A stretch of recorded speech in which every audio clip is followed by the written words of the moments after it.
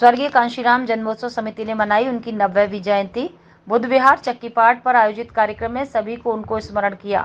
समिति के पदाधिकारियों ने बाबा साहेब के अस्थि कलश के दर्शन किए। महामानव के चरणों में बैठकर मान्यवर साहिब को श्रद्धा सुमन अर्पित किए। पूर्व एमएलसी और राष्ट्रीय बौद्ध महासभा के संस्थापक धर्म प्रकाश भारती बौद्ध ने कहा कि बाबा साहेब के बाद स्वर्गीय कांशीराम दलितों के सबसे बड़े हितैषी हुए। समिति के अध्यक्ष धर्मेंद्र सोनी, महामंत्री ऋषि कुमार सिंह ने भी उनकी जीवनी से प्रेरणा लेने की बात कही। मान्यवर कांशीराम साहब का 90वीं जन्म जयंती है आज, और हम सब लोगों ने अभी संगोष्ठी की है उनके जीवन पर। कांशीराम साहब की 3 बातें बहुत बड़ी हैं। उन्होंने जीवन में 3 संकल्प लिए बाबा साहब डॉक्टर अंबेडकर जी के मिशन को पूरा करने के लिए। पहला संकल्प लिया, मैं जीवन में कभी विवाह नहीं करूंगा, मेरा कोई परिवार नहीं होगा। दूसरा संकल्प उन्होंने लिया कि मैं अपने जीवन में कोई संपत्ति नहीं बनाऊंगा, कोई जमीन, खाता, रुपया कभी मेरे पास नहीं होगा। और तीसरा संकल्प उन्होंने लिया कि मैं कभी जीवन में लौटकर अपने घर वापस नहीं आऊंगा। मैं समझता हूं कि बुद्ध के बाद और बाबा साहब के बाद इतना बड़ा संकल्प, इतना बड़ा त्याग अगर पूरी दुनिया में किसी ने किया है तो मान्यवर कांशीराम साहब है। और संकल्प केवल उन्होंने लिया नहीं बल्कि उसको पूरा किया। उनके पिताजी की मृत्यु हो गई थी और वही बड़े बेटे थे घर में। जब उनके भाई लोग उनको बुलाने आए तो उन्होंने ये कह दिया उनको कि पिताजी तो ख़त्म हो गया, मिट्टी बची है, उसको केवल जलाना है, तो आप ये काम कर दीजिए। और उनका प्रोग्राम आंध्र प्रदेश में था तो वो आंध्र प्रदेश चले गए। और आज आप देखिए कि एक इंच ज़मीन उनके पास नहीं है, 1 रुपया किसी बैंक में उनका खाता नहीं है।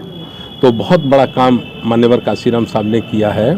और हम एक नज़र डालते हैं संत गुरुओं पर, महापुरुषों पर, जैसे बुद्ध पे डालते हैं, ईसा मसीह पे डालते हैं, मोहम्मद पैगंबर पे डालते हैं, या बाबा साहब डॉक्टर अंबेडकर जी के जीवन में डालते हैं, तो हम इस नतीजे पर पहुंचते हैं कि ये इतने बड़े जो युग पुरुष हुए हैं जिनको भगवान ईश्वर का दर्जा मिला है, उन्होंने भी ये काम 30 वर्ष की उम्र में किया। गौतम बुद्ध भी 29 वर्ष की उम्र में ही गृह त्याग करके गए, और इसी 30 वर्ष की उम्र में मान्यवर कांशीराम साहब ने भी गृह त्याग किया। हम कुदरत से कामना करते हैं उनकी जयंती के मौके पर कि हमारे मानव समाज में हमें बहुत जल्दी कोई एक अम्बेडकर, कोई एक कांशीराम मिले, जिससे बहुजन समाज इस देश का हुक्मरान समाज बने। यही हमने आज प्रार्थना की है। मान्यवर कांशीराम जयंती समारोह समिति की ओर से हम लोग मान्यवर कांशीराम साहब का जन्म जयंती मनाते हैं। और वो ऐसे महामानव रहे जिन्होंने पूरे देश में अलग जगाया। SC ST OBC पूरे देश में साइकिल के माध्यम से अपने संगठन का प्रचार किया। और उन्होंने समाज को बताया कि सत्ता की चाबी जब तक हाथ में नहीं होगी, जब तक हम शासक नहीं बनेंगे, जब तक न्याय नहीं मिल सकता। कांशीराम साहब का त्याग कोई भूल नहीं सकता। और आज कांशीराम साहब का जन्मदिन है, तो पूरे देश में जो कांशीराम साहब के फॉलोवर हैं वो पूरे देश में कांशीराम इसी तरह से बैठ के सभाएं कर रहे हैं।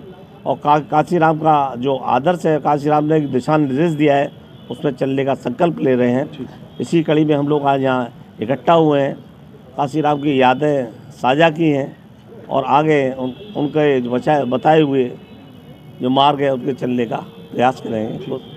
18 मार्च 1956 को परम पूज्य बाबा साहब अपनी मृत्यु से पहले यहाँ आगरा की सरजमी पर आए थे। तो यही रामलीला ग्राउंड में उन्होंने कहा था कि मेरे इस मूवमेंट को, हमारा जो मूवमेंट है, उस मूवमेंट को सही मायने में धोखा दिया है पढ़े लिखे समाज के लोगों ने। समाज के पढ़े लिखे लोगों ने धोखा दिया है। ये बात एक किताब के अंदर भी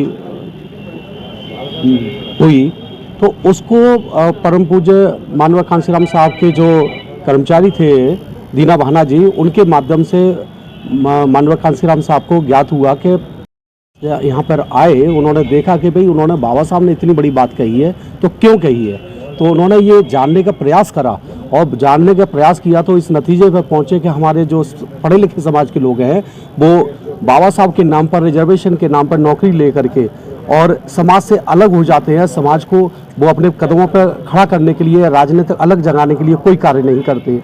इस बात का संकल्प लेते हुए मान्यवर साहब ने यही इसी बुद्ध विहार की सरजमी से और बामसेब के गठन के बारे में सोचा और बामसेब का इतना बड़ा विशाल जो अपना गठन किया, उसके बाद में देखा कि एक राजनीतिक परिवर्तन की लहर 1984 के अंदर जो चली वो जाकर के आप लोगों ने उसकी परिणति भी देखी कि इस उत्तर प्रदेश जैसे बहुत बड़े सूबे के अंदर 4 बार दलित समाज के नेतृत्व की सरकार यहाँ बनी।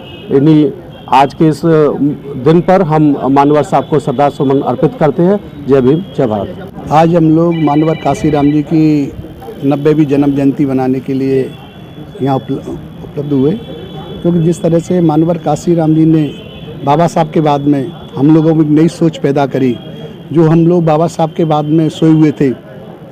सत्य यही है कि हम लोगों को सोते हुए को मान्यवर काशीराम जी ने जगाया, क्योंकि मान्यवर काशीराम जी के आने से हम लोगों को लगने लगा, क्योंकि उससे पहले हम लोगों ने शासन सत्ता देखी नहीं। जिस तरह से मान्यवर काशीराम जी ने हमें बीएसपी नाम से एक प्लेटफॉर्म दिया, 2-2, 3-3, 4-4 बार की हमने सत्ता देखी।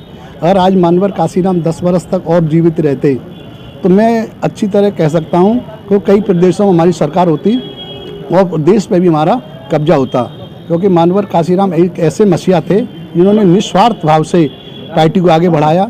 ना कभी कोई अपने परिवार के बारे में, ना अपने बारे में ऐसा कुछ सोचा, ना उन्होंने कोई ज़मीन जायदाद, बैंक बैलेंस ऐसा उन्होंने कुछ नहीं रखा। ऐसे मसीहा को मैं आज उनके जन्मदिन पर नमन करता हूँ और सभी को नमन को चले देते हैं। समिति के वरिष्ठ उपाध्यक्ष राजेंद्र करदम सुनील गौतम ने कहा कि मान्यवर साहब ने गरीबों, दलितों, पिछड़ों के उत्थान के लिए आजीवन संघर्ष किया। इस मौके पर पूर्वोदय बुद्ध विहार चक्कीपाट के मंत्री चौधरी राम गोपाल, राजू पंडित, रतन बाबू बौद्ध, बाबू बच्चू सिंह, राज नारायण आदि सहित तमाम लोग मौजूद रहे।